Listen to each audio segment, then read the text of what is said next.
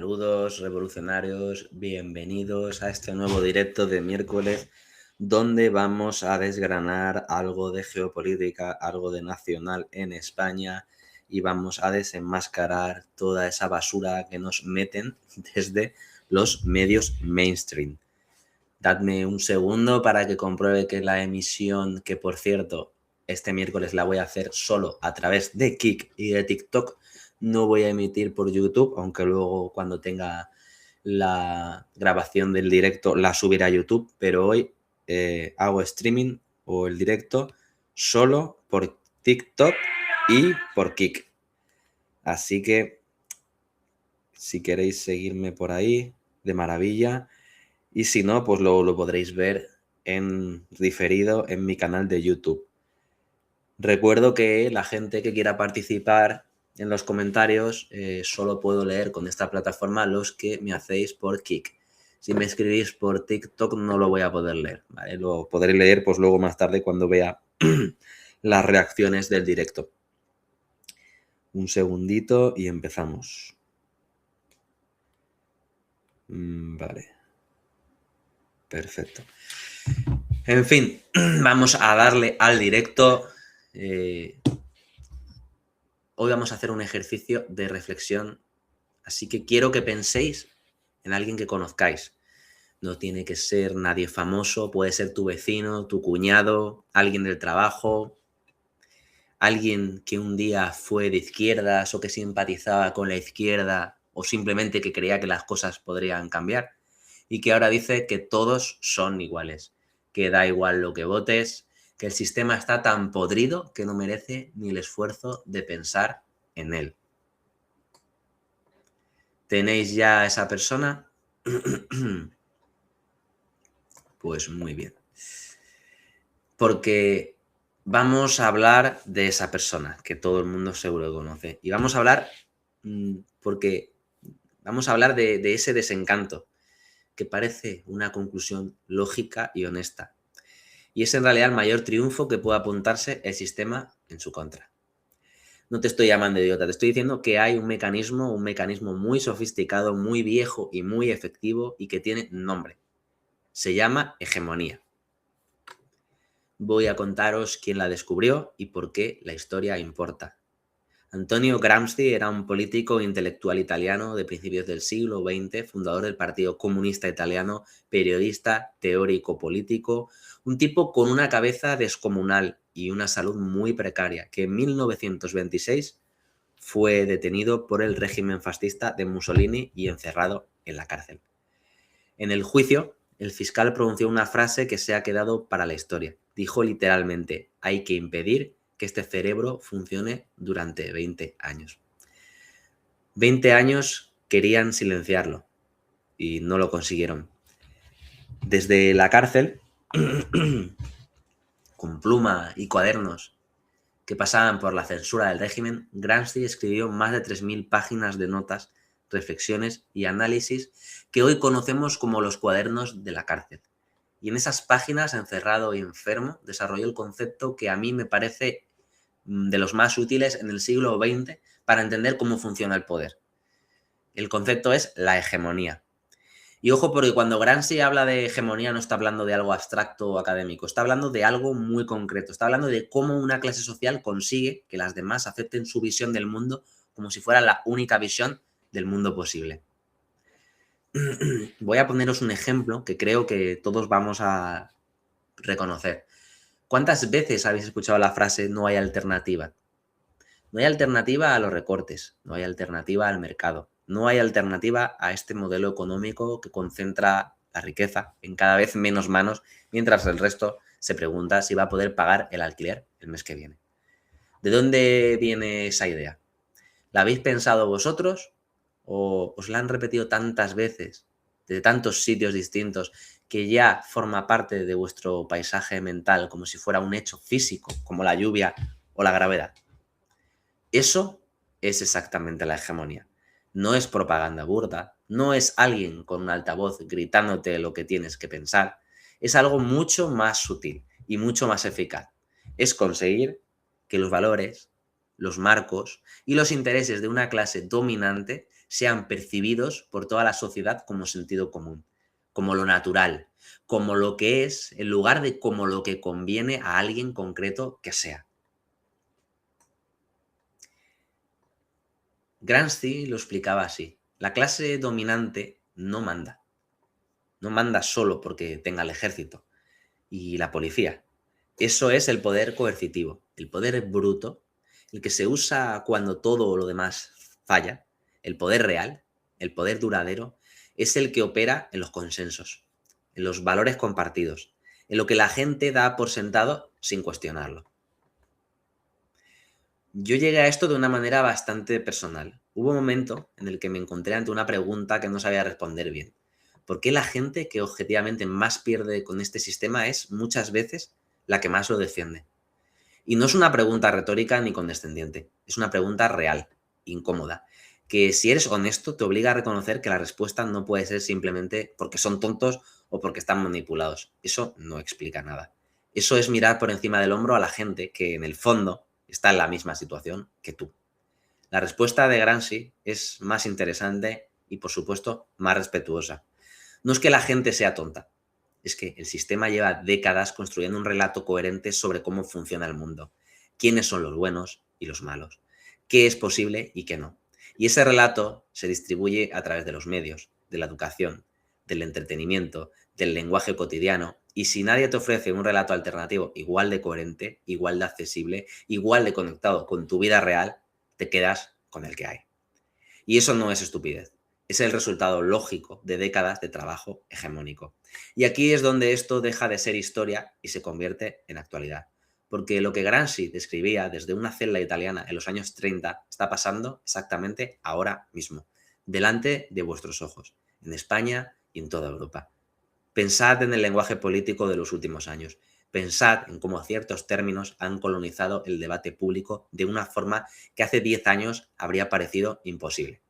Pensad en cómo el marco del miedo al fascismo, que es un miedo legítimo, ojo, no estoy diciendo que no lo sea, se ha convertido también en un mecanismo para blindar al gobierno de cualquier crítica por la izquierda.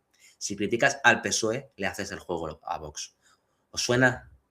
Eso no es un argumento político, es una trampa hegemónica. Y pensad en el otro lado, como la derecha española lleva años construyendo un vocabulario propio que ya no necesita explicar, porque se ha instalado en el sentido común de mucha gente. Palabras como ocupa, adoctrinamiento, ideología de género, no son descripciones neutrales de la realidad, son armas en una guerra cultural. Y esa guerra, por mucho que nos pese reconocerlo, la están ganando. ¿Por qué?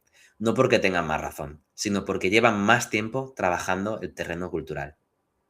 Gramsci lo llamaba guerra de posiciones y consiste exactamente en eso, en ocupar las posiciones culturales, los medios, el lenguaje, la narrativa, antes de que llegue la batalla electoral. Quien gana la guerra de posiciones gana el partido antes de jugarlo. Entonces, ¿para qué sirve todo esto? Sirve para que el desencanto deje de ser un callejón sin salida y se convierta en un punto de partida. Sirve para que cuando alguien te diga que todos son iguales, tú puedas responder, no, no son iguales. Pero entiendo por qué lo parece. Y te voy a explicar exactamente el mecanismo que produce esa sensación. Sirve para que en lugar de abandonar el campo de batalla cultural, entiendas que ese campo existe, que tiene reglas y que se puede disputar. Bueno, una vez hecho esta reflexión, vamos allá. Vamos a comenzar con un pequeño análisis geopolítico de la situación actual, aunque como siempre digo, la actualidad muchas veces me atropella y tengo que excusarme. Ya sé que me repito, pero lo tengo que decir porque yo no me dedico exclusivamente a esto. Entonces puede que haya alguna última noticia que no haya podido introducir en el directo de hoy. En cualquier caso, pido disculpas.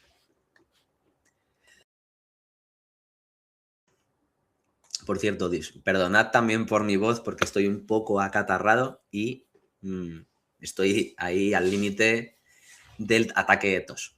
Pero bueno, vamos a empezar por algo que se ha colado casi de puntillas en los titulares y que ningún medio pues ha dicho mucho, salvo la basura de propaganda que se suele decir por los medios mainstream. ha habido un ataque de 30 a 40 drones ucranianos que recorrió más de 1000 kilómetros para golpear un puerto ruso estratégico en el mar Báltico. Eso ya de por sí es una escalada enorme. Pero lo que me parece verdaderamente revelador es la trayectoria. 2 de esos drones impactaron en territorio de Estonia y Letonia. Es decir, pasaron por espacio aéreo de la OTAN o directamente despegaron desde allí, que sería aún peor. ¿Qué significa esto? Que los países bálticos ya no son observadores de este conflicto, son participantes activos. Y Rusia lo sabe. Lo que mi análisis advierte es que Moscú está midiendo su respuesta con una paciencia que Occidente confunde con debilidad. Hay un refrán ruso que lo describe perfectamente. Iván tarda en ponerse en pie, pero cuando lo hace, corre la sangre.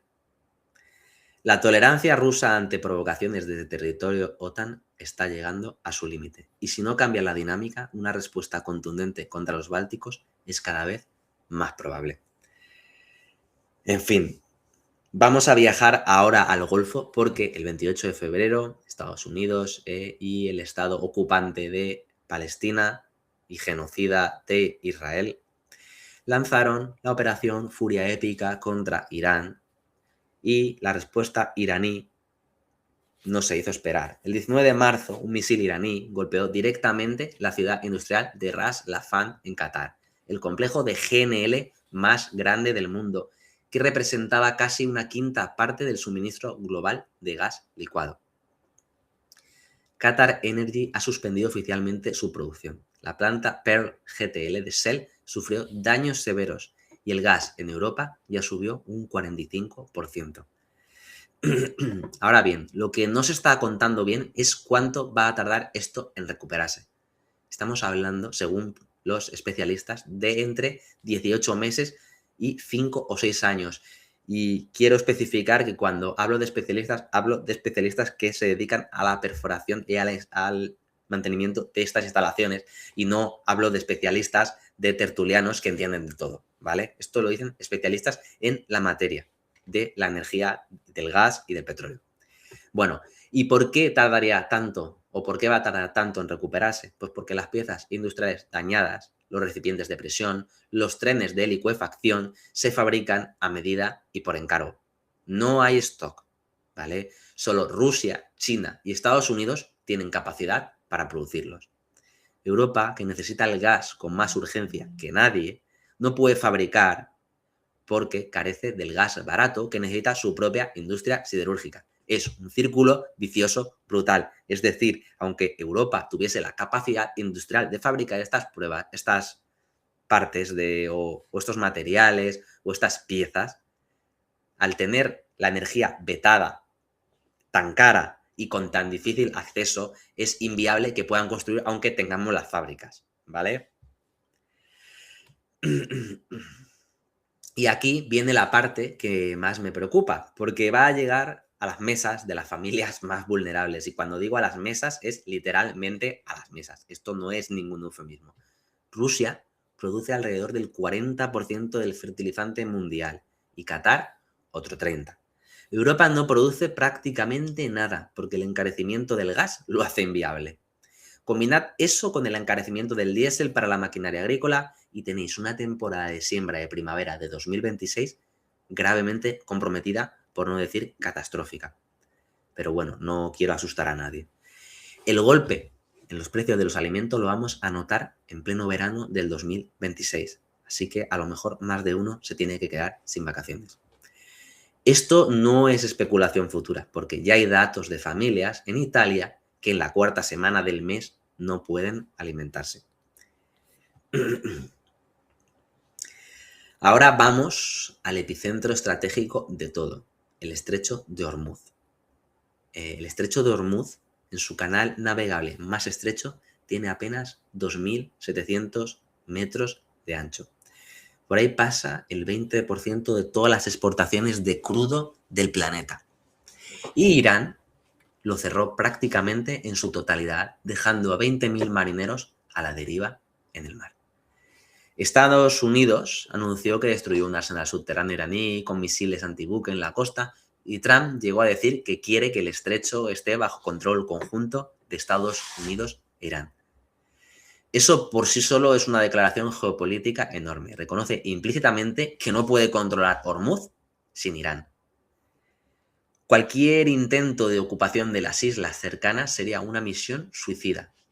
Irán puede desplegar cientos de drones FPV de unos $50.000 o baratísimos, pilotados por jóvenes locales capaces de hundir destructores americanos de miles de millones de euros.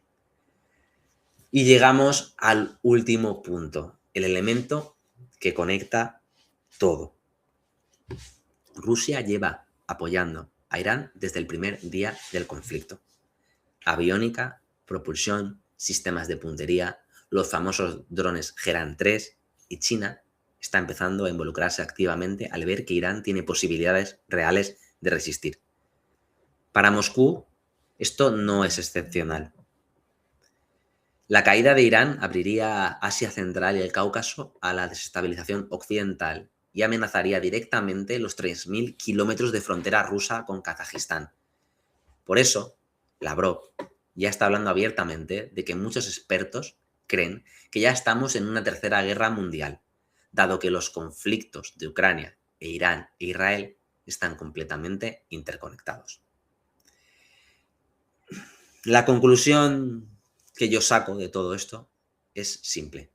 Occidente ha escalado simultáneamente en demasiados frentes. El Báltico, el Golfo Pérsico, Irán, sin haber resuelto ninguno, mientras las cadenas de suministro energéticas y alimentarias ya están rotas. Y la factura no la va a pagar la oligarquía, ni los que han producido esto. La vamos a pagar todos nosotros, en la luz, en la gasolina y en la compra del supermercado, entre otras. Eso es lo que está pasando realmente y eso es lo que aquí no vamos a dejar jamás de contar en estos directos. Bueno, vamos a ver una de las atrocidades que se están cometiendo a día de hoy en Palestina, porque ya sabéis que para muchos ya se firmó un papelazo diciendo que había alto el fuego en Palestina y ya, bueno, pues se dejaron de manifestar porque ya no daba votos, ¿vale? Pero en Palestina sigue ocurriendo un genocidio por un Estado ocupante, genocida y pedófilo. Y vamos a ver estas imágenes. Ahora enseguida os las comparto.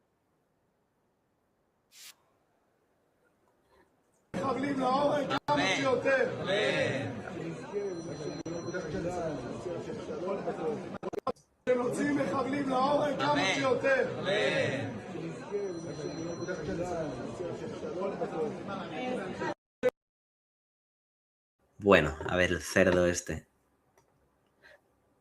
Este es Ben Gvir, que está celebrando, como si ganara la Champions, la aprobación de la pena de muerte para prisioneros palestinos. Y Occidente en silencio. Ninguna sanción, ninguna condena real, ningún embajador llamado a consultas. Mientras tanto, si esto lo hiciera cualquier otro gobierno del mundo, ya tendríamos a la Unión Europea y Estados Unidos hablando de valores democráticos, Estado de Derecho y derechos humanos fundamentales. Pero claro, no es cualquier gobierno. La hipocresía occidental no es un error del sistema, es el maldito sistema. Un ministro que baila y levanta la copa por legalizar la ejecución de personas que ni siquiera han sido juzgadas, eso no es justicia, es venganza institucionalizada. Y los líderes, o los mismos líderes europeos que llenan discursos de democracia y humanismo, miran hacia otro lado. Algunos incluso siguen vendiéndoles armas, algunos, por no decir la mayoría. Que nadie diga, que nadie luego cuente historias de que no lo sabían, de que digan que nadie lo vio, porque la historia les va a juzgar y nosotros no vamos a dejar que lo olviden. Por lo menos desde este espacio no lo voy a dejar yo personalmente, ¿vale? Están pasando al basurero de la historia.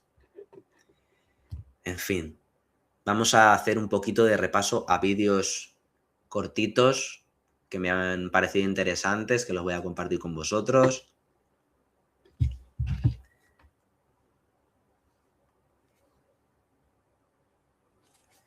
A ver, perdona, es que estaba viendo que tengo abierto el directo de TikTok. Disculpadme la gente que me ha hablado, pero no os puedo contestar porque en la aplicación que uso para transmitir no me sale vuestro mensaje, entonces tengo que entrar en el móvil y veo que me habéis preguntado de qué van los live. Bueno, los live van de geopolítica, de análisis político, tanto, bueno, sobre todo geopolítico y nacional, ¿vale? Y bueno, si queréis hacer alguna pregunta, pues bueno, estaré atento a ver si me escribís algo ahí.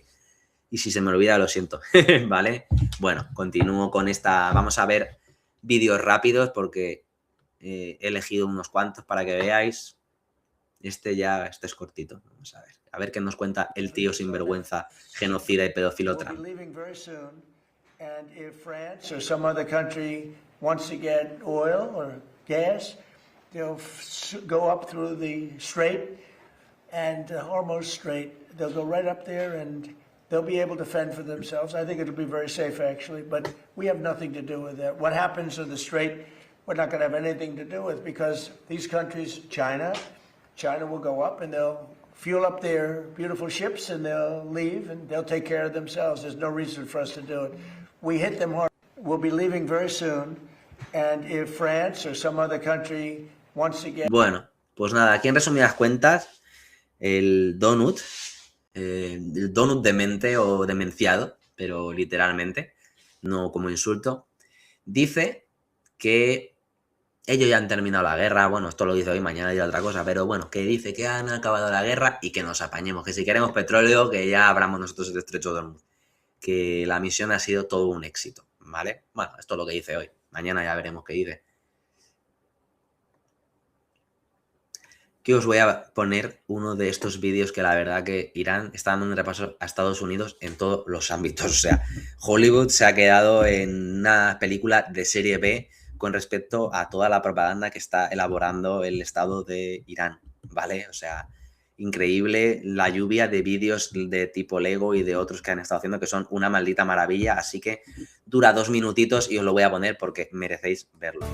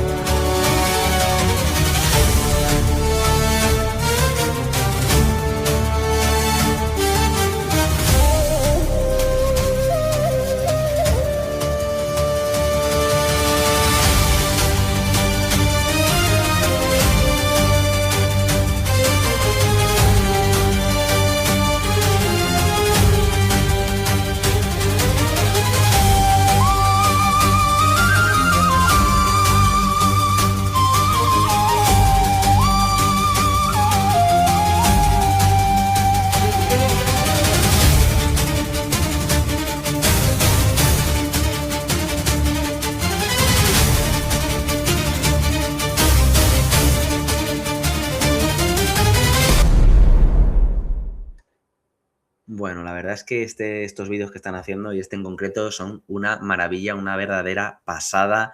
Les están dando un baño a los propagandistas de Hollywood. Desde luego, estos creadores o sea, se pueden ganar después de la guerra la vida haciendo guiones porque no, ya digo que no tienen nada que enviar a las americanadas que hace Hollywood. La música épica, el vídeo épico, un baño, vamos, un baño de propaganda.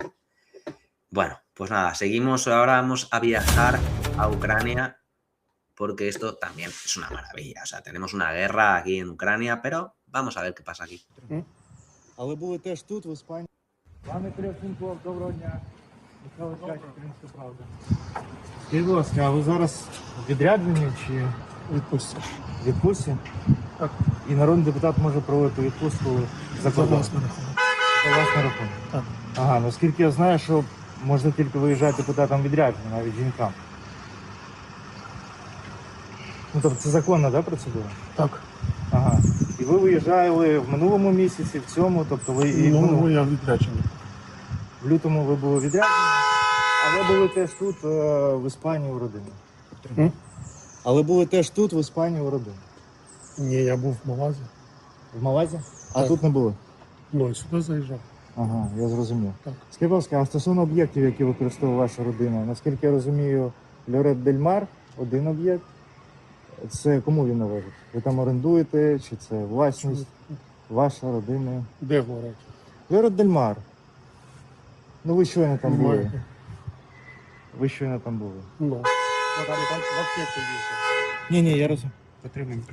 Я розумію, там ваше чи не ваше? Що моє? Нерухомість.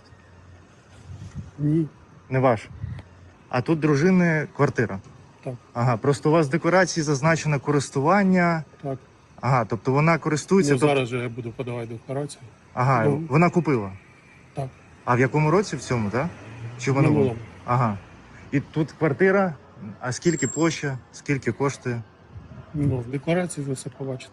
Ну ви можете зараз, оскільки у нас є нагода поспілкуватись, ви напевно знаєте, скільки це коштує? Ні, не знаю. А, вона не казала.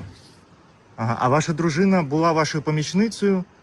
Зараз вона вже не є помічницею. Не є. народним А Ага. чим вона займається? Ну, у неї спитайте.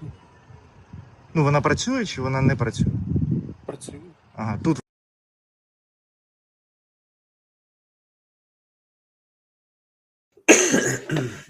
Hasta aquí el vídeo. Como ya veis, en Ucrania están secuestrando a gente para ir como carne de cañón al frente. Y mientras tanto aquí algunos están pegando la vida padre a costa de todo ese dinero que Pedro Sánchez y todos los miembros de la Unión Europea y de la OTAN y yo que sé ya les están dando para que se peguen, como digo, la vida padre a uno de los estados más corruptos de todo el mundo, ¿vale? En fin, un vídeo vale más que cualquier cosa que yo pueda decir. Eso es la prueba documental de lo que están haciendo con el dinero y con su población. A los pobres los mandan a morir, los secuestran, les dan una paliza y los mandan al frente y mientras una oligarquía, como siempre, con el dinerito que se les da, comprándose casas en España, viajando sin ningún problema, desde un país que supuestamente está en guerra y llevando a la gente al frente obligada, ellos pueden ir por aquí y por allá y comprarse casas. Preguntarle a un ucraniano de a pie que viva aquí si puede viajar, un ucraniano varón, si puede viajar a su país, entrar y salir como si nada. Preguntádselo a ver qué os contesta.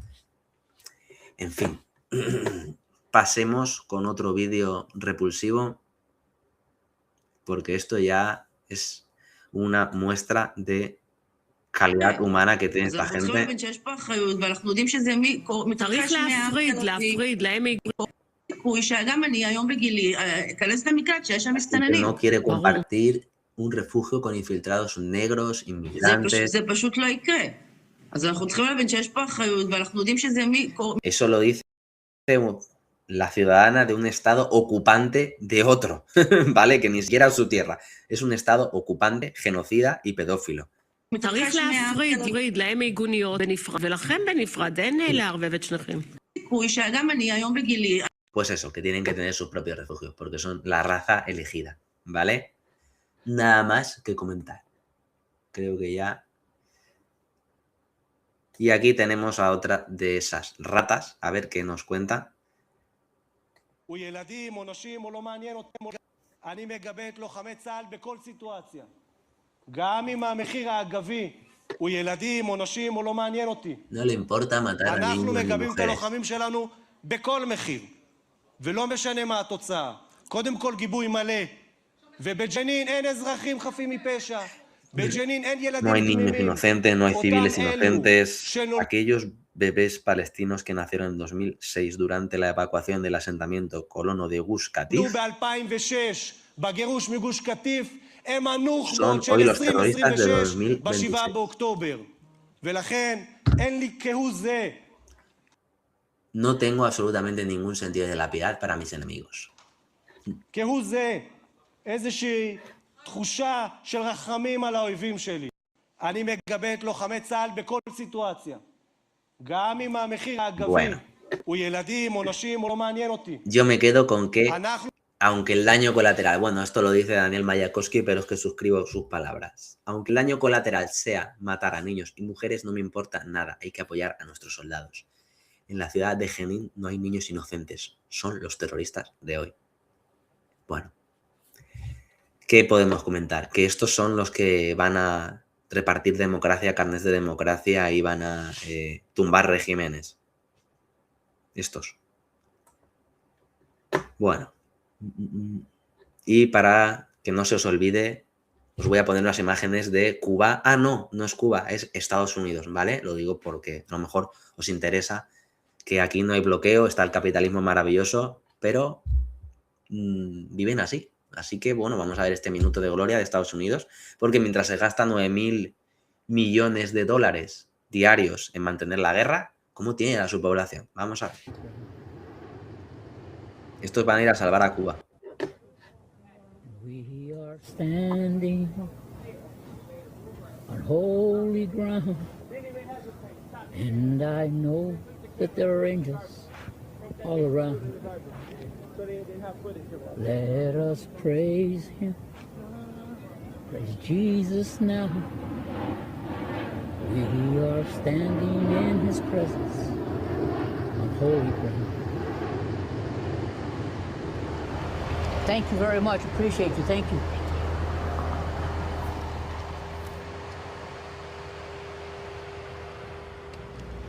Father, Father, precious Spirit, Spirit, Spirit. Hey, how are you? How you doing? You doing better? Good, good.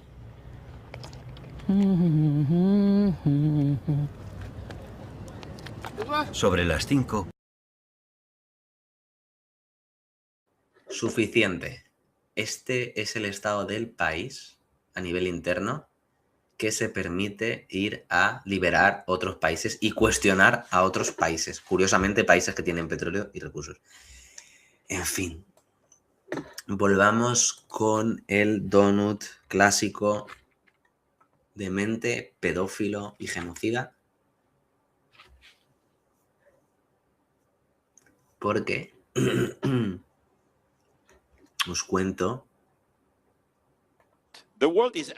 que Donut ha tenido otro ataque de sinceridad y después de haber secuestrado y reconocido a Maduro como presidente legítimo de Venezuela, llega Trump, el gran campeón del capitalismo, el hombre de Wall Street, de las escuelas de negocios, del libre mercado, y dice con su propio micrófono ante su propio público que respeta a China, que le impresiona lo que han logrado con un sistema que, según él mismo aprendió en las mejores universidades, no debería funcionar.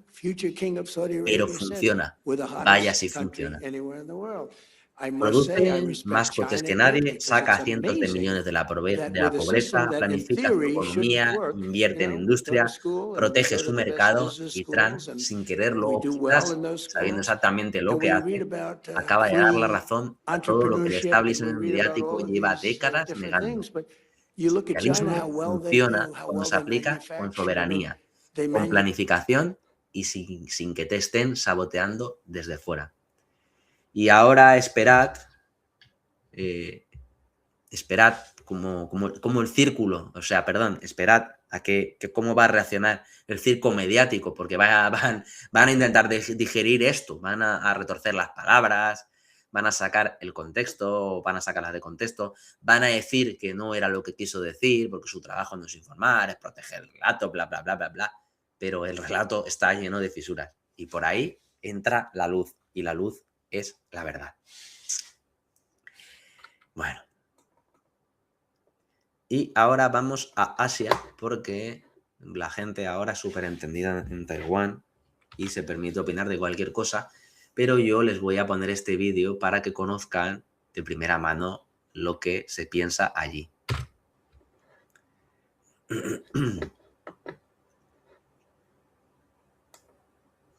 We hope April's visit marks the beginning of the new spring for the two sides of the Taiwan Strait, and this would be the first step for both sides to extend kindness and build mutual trust.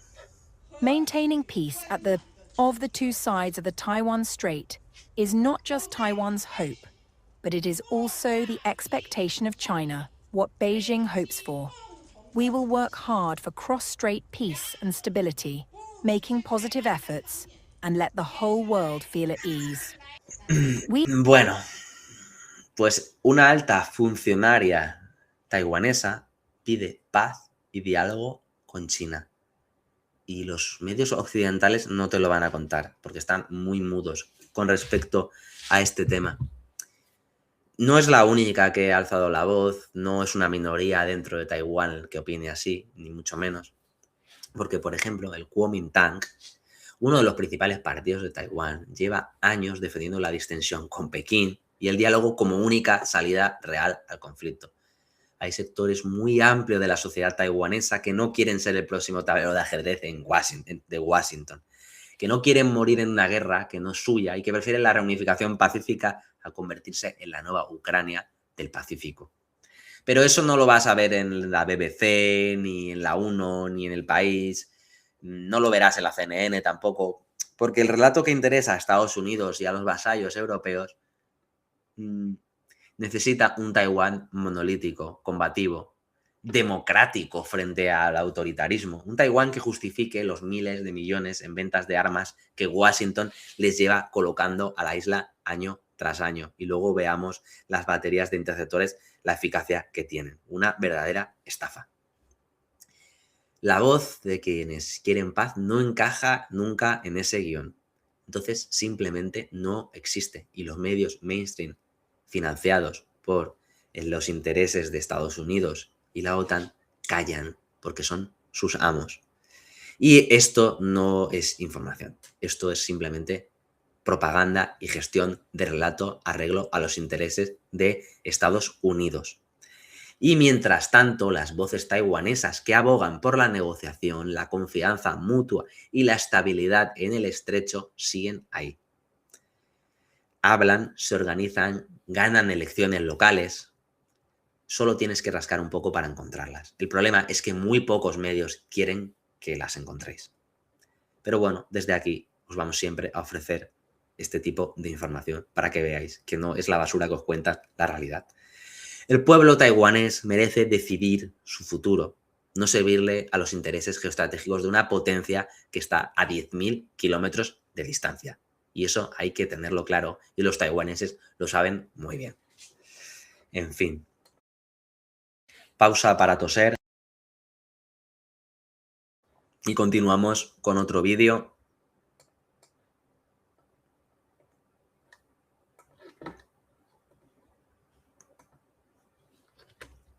Ay, a ver.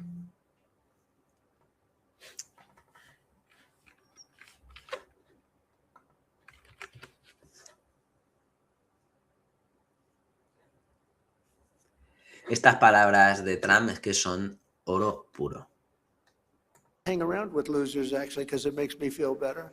Trump dice que le encanta I hate rodearse guys that are de very perdedores. successful and you have to listen to their success stories. I like people that like to listen to my success. It's a good thing to Dice que have él a lot of hace losers. sentirse I bien always like estar to con hang around gente with que losers es actually incapaz, because it makes me feel better. con incompetentes. Claro, eso está muy bien. Ser el tuerto en el país de los ciegos está muy bien. En fin, estos son declaraciones del pasado 27 de marzo, donde Donald Trump protagonizó quizás el momento de lucidez más involuntario de su carrera política. En la cumbre Future Investment Initiative, celebrada en Miami, y ante la pregunta que le falta, o sea, ante la pregunta que le decían sobre qué le falta liderazgo mundial, respondió sin ambajes: siempre me gusta rodearme de perdedores, en realidad, porque eso me hace sentir mejor. Odio a los tipos que son muy exitosos y tienes que escuchar sus historias de éxito. Me gustan las personas que escuchan las mías. No lo dijo como insulto a sus rivales, lo dijo como descripción de su círculo más cercano. Y la pregunta inevitable es: ¿a quién tiene en mente cuando habla de ese séquito de perdedores funcionales? Y no basta con mirar la galería de líderes ultras que han peregrinado a sus pies en los últimos años, a su gabinete de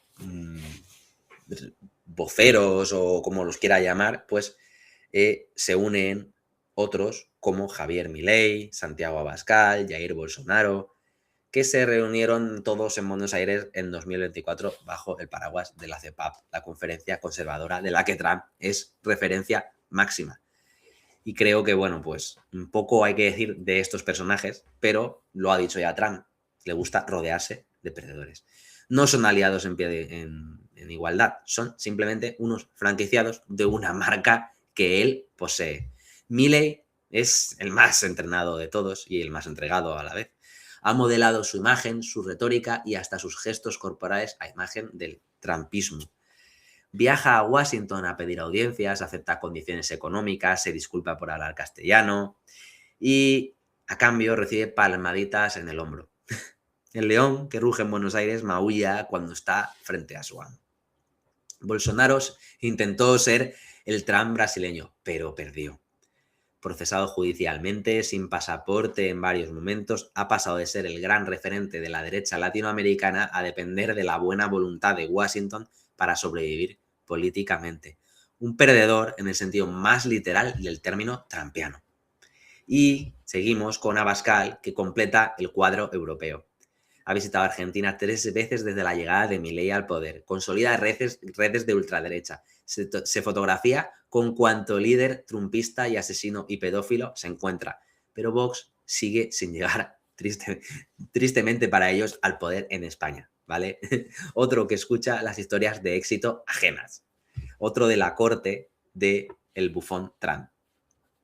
Trump, por su parte, ha descrito a los líderes europeos como débiles, que han destruido prácticamente a Europa. No habla de ellos como iguales, sino como fracasados que deben ser tutelados. Su doctrina es clara. Europa son vasallos antes que aliados, piezas en el tablero de la hegemonía estadounidense.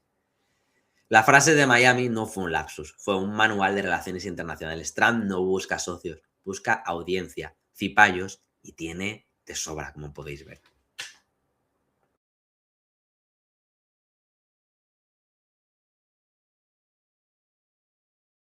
Bueno, vamos a pasar un poco de la política, vamos a desconectar un pelín. Os voy a poner un vídeo porque esto se ve que es la nueva moda que se ha hecho viral y es, como siempre, francamente lamentable. Siempre está por lo menos el que tiene la idea y es el original, y luego están los tontos que lo repiten. Y en este caso vamos a ver la persona, no quiero decir, bueno, no la voy a categorizar, vosotros categorizarla vosotros mismos. A ver. Está en valenciano, pero bueno, creo que todo el mundo va a entender de qué va el reto. De cua d'un tramvia parat a l'estació de Marxalenes de València. És com el repte consisteix en anar corrent fins a la següent parada a 325 metres de distància i allí recuperar el seu mòbil abans de que torni a arrencar el tramvia. Una imprudència inspirada en vídeos com el d'estes bessones a Lisboa. Posen el mòbil a l'elèctric i corren costera amunt per recuperar-lo quan pare. Però en la versió valenciana, o bé la corredora era més lenta o bé el tramvia més ràpid. I quan arriba la influenciadora a l'estació, el comboi arranca deixant-la sense mòbil i ja sense alè. Quasi quilòmetre i mig després, el conductor ho descobreix quan canvia de cabina. Finalment, la xica es mostra feliç de recuperar el mòbil en objectes perduts, totalment aliena als 1.000 euros de multa que li poden caure. Pues nada. En España no tenemos problemas de vivienda, ni ningún problema con la sanidad, ni ningún problema de nada. O sea, estamos de maravilla, que tenemos que dedicarnos a hacer las retrasadeces mentales que ponen de moda en otros países y, como no, siempre lo peor. No les da por leerse un maldito libro, salir a manifestarse o, yo qué sé, formar una asociación para dar de comer a gente necesitada. No, tiene que ser la garrulada que hayan visto por el TikTok. Así que ahora está de moda pegar tu móvil en un metro y salir corriendo detrás de él. En fin, si no nos extinguimos, poco, o sea, deberíamos, porque con este material que tenemos en nuestro país y en general en Europa, joder, es que cuesta sacar la cara. Pero en fin, era simplemente por desconectar un poco de todo el politiqueo. Y nada, como vamos un poco justicos de tiempo, me voy a dejar algunos vídeos para otro directo y vamos a hablar un poquito de Nacional. Sí que me gustaría hacer una aclaración, que no quiero que se me olvide, porque, bueno, cuando hago los directos suelo hacer algún short o reel, como lo queráis llamar, para TikTok y para los shorts de YouTube. Y el otro día hice uno pues que denunciaba el tema este de corrupción que ha salpicado en Vox y todo eso. Y hubo una persona que, bueno, ya sabéis que la gente pues es muy ultra con sus partidos y no aceptan la realidad siquiera y siempre tienen pues que utilizar el ventilador o insultar. Cuando digo utilizar el ventilador es decir, ¿y tú más? ¿Y esto por qué? Bueno, pues esta persona me dijo que bueno, pues eso, que no denunciaba la corrupción del PSOE, ¿vale? Y es que la gente no entiende que si yo denuncio, o sea, si yo tengo una posición denunciando la corrupción de Vox, por necesidad tengo yo que estar alineado con el PSOE. No necesariamente, o sea, si yo no soy del Madrid, no quiere decir que sea del Barça, ¿vale? Hay muchos más equipos y hay mucha más variedad ideológica y además yo tengo un pensamiento propio, o sea, no me voy a alinear con lo que diga el argumentario del PSOE. Simplemente, y esto sí que es cierto, yo suelo hacer poca crítica de corrupción, tanto del PP como del PSOE, porque son partidos puramente sistémicos. Vox y todos los demás que hay en el arco parlamentario, igual. Pero los más sistémicos son PP y Vox. ¿Qué voy a descubrir si denuncio la corrupción de dos partidos que llevan siendo corruptos desde los inicios de la supuesta democracia en España? O sea, ¿qué traigo nuevo? ¿Qué cuento nuevo a la ciudadanía si les cuento eso? Vamos a ver. Lo que se trata es de denunciar los que se venden como los salvadores de la patria, los honestos, los puros, los que no roban y están robando antes de llegar ni siquiera al gobierno español, ¿vale? Eso es lo que interesa denunciar. No es porque yo sea del PSOE, ni de Podemos, ni en ningún partido del arco parlamentario. Simplemente es que me gusta destapar a las estafas, ¿vale? No me gusta que alguien se venda como rebelde patriótico que prostituye nuestra bandera y luego lo único que quiere es vender nuestro país a los intereses extranjeros y hacerse de oro. Y de hecho, tienen tan poca dignidad que están incluso robando, están aprovechando para hacerse de oro con su militancia. O sea, es que ya no es que hayan esperado a llegar al gobierno o a chupar instituciones, que ya están en algunas y están robando ahí también, sino que están robando a la pobre gente que cree en ese partido, ¿vale? Entonces, yo lo denuncio y no quiere decir que yo esté defendiendo a Pedro Sánchez, ¿vale? Si sale un caso de corrupción de Pedro Sánchez no me va a sorprender. Si sale uno de Ayuso tampoco me va a sorprender. Y ya hay 500.000 personas que están hablando de ese tema y no vamos a aportar nada, porque el sistema que hay, y no me gusta hablar del sistema porque es una cosa muy abstracta, pero en lo que está montado es favorecer, o sea, la democracia nuestra está montada en favorecer a oligarquías y los políticos que hay son mediocres, llegan ahí porque deben muchos favores y los partidos deben favores a muchos lobbies de poder. Entonces, al final, por necesidad, se vuelven corruptos. Entonces, no voy a descubrir nada nuevo si digo que en el PSOE hay corrupción o el PP hay corrupción, ni me parece tampoco interesante, ¿vale? Lo que me parece interesante es denunciar el sistema en el que vivimos, donde los ricos y los que tienen poder viven muchísimo mejor y explotan a los que no tenemos poder y no tenemos dinero y no somos oligarquía ni pertenecemos a ninguna casta.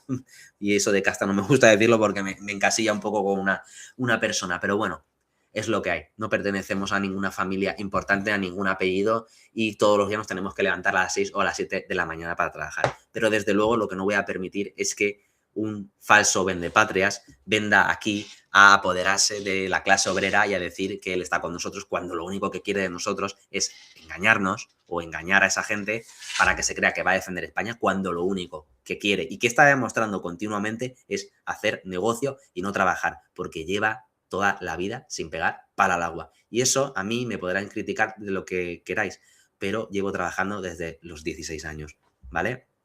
Entonces, yo no soy un vago de esos. Así que os quede claro a todos esos que me decís que si soy rojo, que si no sé qué. Yo lo que sé es que yo me levanto todos los días a las 6 de la mañana. Él no, ¿vale? Entonces, aquí hay que respetar por lo menos a la gente que tiene el valor de levantarse por la mañana y no la cara dura de vivir del voto de los demás para no tener que madrugar todos los días. Una vez hecha esta aclaración, vamos con el análisis de Nacional, que hoy no voy a hablar de Vox, ¿vale?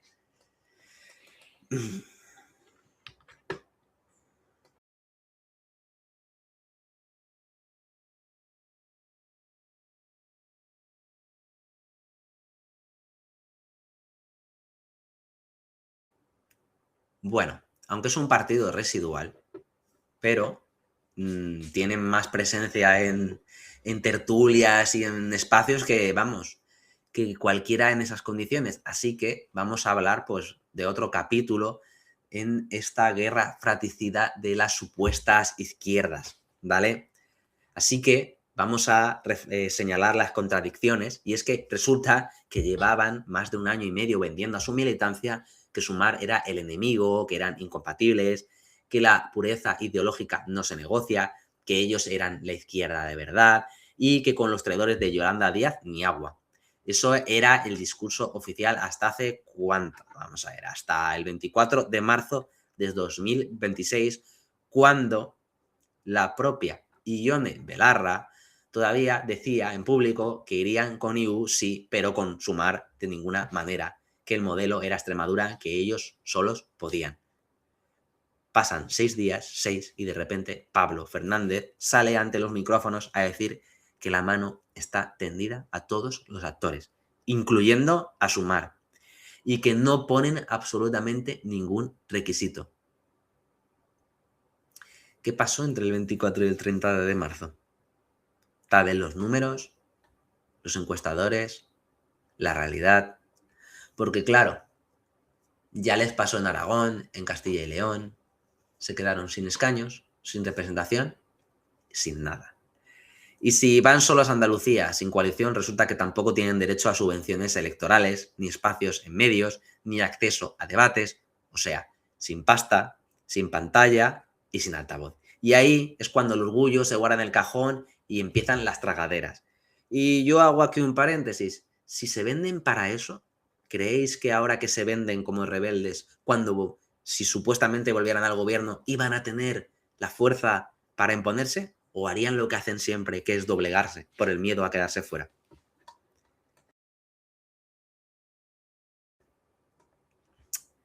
Porque claro, lo más surrealista de todo es que ni Izquierda Unida se lo cree, que eso ya es un putadón.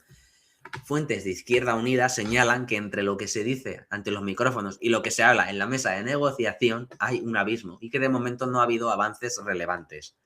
Hasta el PSOE de María Jesús Montero ve todo esto como postureo. O sea, que los propios a quienes van a buscar le dicen: llegáis tarde, os creemos poco y olemos vuestro miedo. Encima, Izquierda Unida se han envalentonado porque ve que Podemos no suma y que aportan ellos más normalmente que a las coaliciones que Podemos. Es lo que se está viendo últimamente. Entonces, para no ganar ningún escaño con lo que aporta Podemos extra y encima tengan que repartir, pues Izquierda Unida dice: no, me quedo con lo que tengo. Pero bueno, ya veremos cómo termina esto. Así que, ¿qué le cuentas ahora a la militancia que durante año y medio escuchó que Sumar era la traición institucionalizada, que Yolanda Díaz era la quinta columna del gobierno, que ellos eran la única izquierda sin contaminar? Que resulta que no, que era campaña de marketing, que en cuanto se acabe el plazo, el 3 de abril, y el riesgo de quedarse sin sueldo y sin escaño, se vuelve real, la pureza ideológica se negocia como cualquier mercancía. Porque aquí no estamos hablando solo de Andalucía, ¿vale? Estamos hablando del ensayo general para las generales. Si se tragan esto ahora, se tragarán lo que haga falta cuando llegue el momento de salvar el acta de diputada en Madrid de Irene Montero. Todo el relato de somos diferentes, somos la izquierda que no pacta con los que traicionan, que ha reducido a un eslogan de campaña con fecha de caducidad, la que marca el plazo del registro de coaliciones. Y luego está la gran protagonista ausente de toda esta pantomima, que normalmente evitan que haga estas declaraciones, que es la soldado Irene Montero, porque hay que entender por qué se mueve todo esto, ¿vale? Cuando perdieron las generales en 2023, Montero salió del Ministerio de Igualdad con una indemnización de 5.200 euros mensuales solo por haber sido ministra. Luego, para no quedarse en el frío, fue cabeza de lista a las europeas de 2024. Y con solo el 3% de votos se agenció el acta de eurodiputada. Pero la soldado Irene Montero tiene más planes. En abril de 2025, Belarra anunció que Montero será la candidata de Podemos a presidir el gobierno de España en las próximas generales. O sea, el Europarlamento era el trampolín, el colchón dorado donde guarecerse mientras se prepara el siguiente asalto al poder. Y para que ese asalto sea viable, necesitan que Podemos exista como partido en las autonómicas, que tenga representación, financiación pública y altavoz mediático. Ahí está la clave de todo el circo andaluz. Si Podemos se queda sin escaños en Andalucía, se queda sin subvenciones, sin presencia, sin estructura territorial, y sin estructura territorial la campaña de Montero para las generales es papel mojado. Por eso se tragan ahora a Sumar, a Izquierda Unida, a Maillo y a quien haga falta. No es ideología, es gestión de supervivencia de un aparato político cuya razón de ser última es mantener el chiringuito para cuando llegue el turno de la candidata. Y lo más irónico de todos, Pablo Iglesias criticó hace casi 9 años exactamente los sueldos que ahora cobra su pareja en las instituciones que decían venir a transformar. Aquella izquierda que no se vende lleva años vendiéndose a sí misma, escaño a escaño, dieta a dieta y pacto a pacto. La militancia cautiva que aguantó el relato de la pureza ideológica merece al menos que alguien se lo diga en voz alta.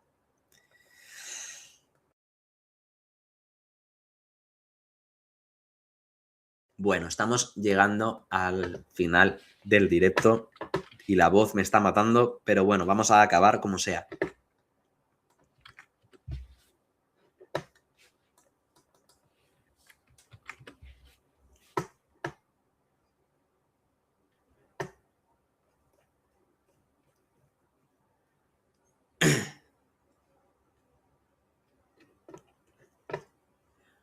Bueno, aunque hemos abandonado ya la sección de geopolítica, vamos a comentar esta noticia de Carlos Magariño porque imbrica mucho en las dinámicas nacionales y sobre todo de cómo se está instrumentalizando por parte del gobierno de Pedro Sánchez el no a la guerra, como siempre hace el Partido Socialista, digno heredero de los demócratas estadounidenses.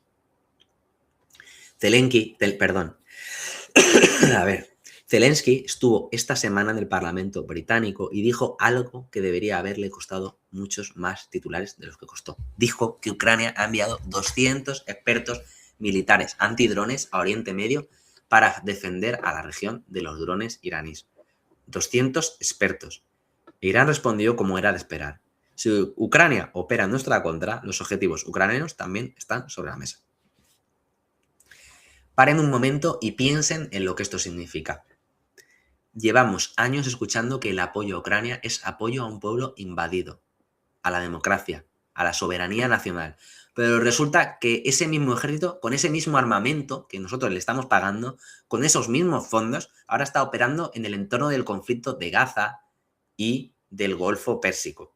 Y hay voces ya muy serias que llevan tiempo diciendo que los drones que se utilizan en Palestina van a ser fabricados en España.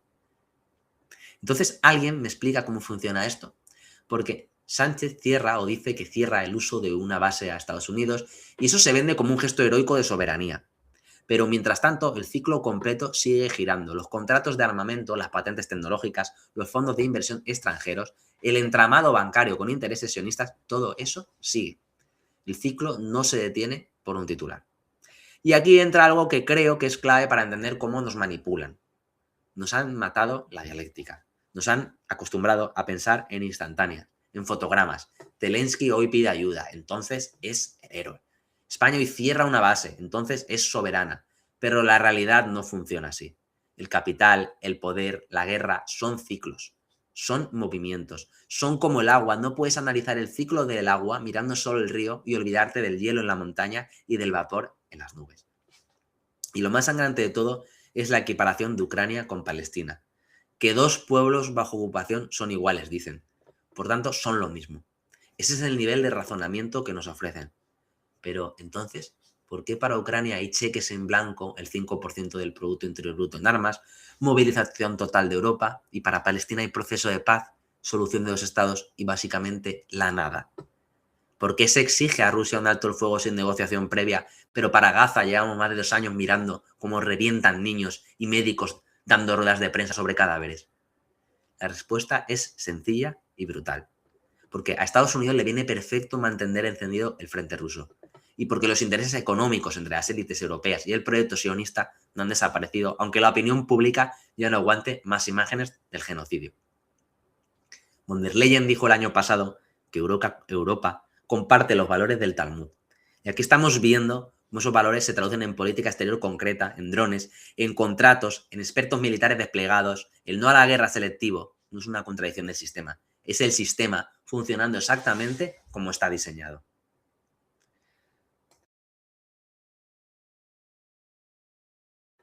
Bueno, hemos llegado ya a la parte final del directo, así que mirad.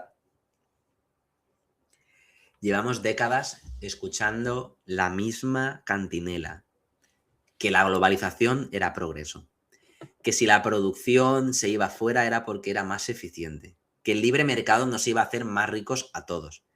¿Y qué pasó en realidad? Que cerraron las fábricas aquí, que los trabajos se fueron, que los salarios se estancaron durante 20 años mientras los beneficios empresariales se disparaban. Y mientras tanto, los mismos que habían desmantelado la industria nacional nos decían que tuviéramos paciencia, que el mercado se regularía solo. El problema con ese modelo, y esto es clave, quiero que lo entendáis bien, es que funciona solo bajo una condición, que el transporte sea baratísimo. Que mover un contenedor de Shanghái a Rotterdam cueste 4 duros, porque si no, toda esa cadena productiva dispersada por el mundo deja de tener sentido económico. Y esa condición, energía barata y rutas marítimas estables, exactamente lo que ahora mismo está en cuestión. Vamos al meollo. ¿Alguien me puede explicar qué está pasando con el estrecho de Hormuz sin que me lo cuenten como si yo fuera un retrasado? Porque los medios llevan semanas dando vueltas alrededor del asunto sin entrar nunca en el fondo de la cuestión. Por ese estrecho pasa aproximadamente 1/5 de todo el petróleo que consume el mundo. 1/5. Y ahora mismo ese paso está en una situación de tensión que no se veía desde hace décadas. Pero lo más brutal, y esto no os lo están contando, no solo que el petróleo no fluya con normalidad, es que los hubs logísticos, los puntos neurálgicos donde se reabastecen los barcos que conectan Asia con Europa, están en una situación crítica. Las navieras no están mandando buques porque las aseguradoras, ese termómetro del capitalismo real, no el de los discursos, ya no cubren el riesgo. ¿Y qué significa esto para vosotros y para mí? Significa que los estantes del supermercado, que hoy están llenos, en unas semanas pueden no estarlo tanto o ni siquiera estarlo, o que dejen de aparecer determinados productos en los lineales. Que los componentes que necesita la industria europea para producir no van a llegar a tiempo. Que esto no es una anécdota geopolítica en un telediario, esto os afecta en el bolsillo y en la mesa. Y en medio de todo esto tenemos a Trump, señores, es el cartel que te avisa que la tubería lleva años oxidada. El imperio norteamericano lleva décadas perdiendo peso económico relativo frente a China, frente a otros actores emergentes. Y cuando un poder hegemónico empieza a perder, cuando ya no puede competir en productividad, ni en innovación, ni en industria, tiene 2 opciones: adaptarse o volverse cada vez más agresivo. Y lo que estamos viendo es la segunda. Una política de aranceles que no le hace daño a nadie más que al consumidor americano. Una política exterior que incendia conflictos que luego no sabe cómo apagar. Un mensaje al mundo que viene a decir: si yo me hundo, me llevo a todos por delante. Lo de las balsas de Titanic, así de crudo. Hay sitio para unos pocos. Y los de arriba ya están haciendo cola. ¿Y Europa? ¿Y nosotros? Pues Europa, amigos, revolucionarios, ha decidido que su estrategia es seguir a Washington con los ojos cerrados y luego quejarse cuando le sale mal. Hemos destruido relaciones energéticas que nos costaron décadas en construir. Hemos convertido nuestra política exterior en un departamento de relaciones públicas de la OTAN. Y encima ahora nos dicen que tenemos que gastar más en defensa, que hay que aumentar el presupuesto militar. ¿Con qué dinero? Con el mismo dinero que supuestamente no hay para sanidad pública, pensiones, educación. Con el mismo dinero que no hay para renovar la flota de ferrocarril o cercanías o para construir vivienda pública, porque el dinero aparece cuando hay que comprar misiles. El dinero aparece cuando hay que financiar una industria de defensa que produce armas que no tengan guerras, perdón, que producen armas que no ganan guerras, pero que sí enriquecen a 4 accionistas. En España lo conocemos bien, nos dicen o industria de guerra o paro, como si no hubiera otra opción, como si este país no tuviera capacidad para industrializarse en sectores que sirvan a la mayoría. Maquinaria agrícola propia, energías limpias, infraestructura pública, como si la única salida para un trabajador metalúrgico fuera fabricar componentes para sistemas de armas. Esa es la trampa. Y el PSOE, que siempre se vende como el mal menor, nos está metiendo en esa trampa con la misma entrega que cualquier gobierno de derechas. Quiero que entendáis algo que los grandes medios no quieren explicaros porque les incomoda mucho.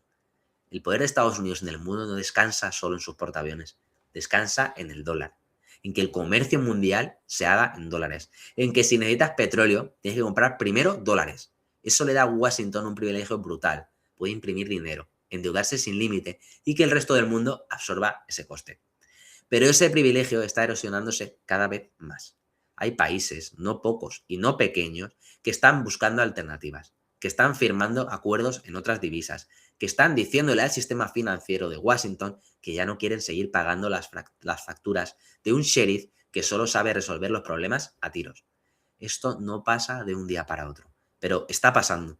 Y cuando ese proceso llegue a un punto de no retorno, el impacto sobre el nivel de vida en Europa y en España concretamente va a ser considerable, por no decir cataclísmico. No porque seamos culpables, sino porque hemos atado nuestro destino al de un modelo que se está agotando.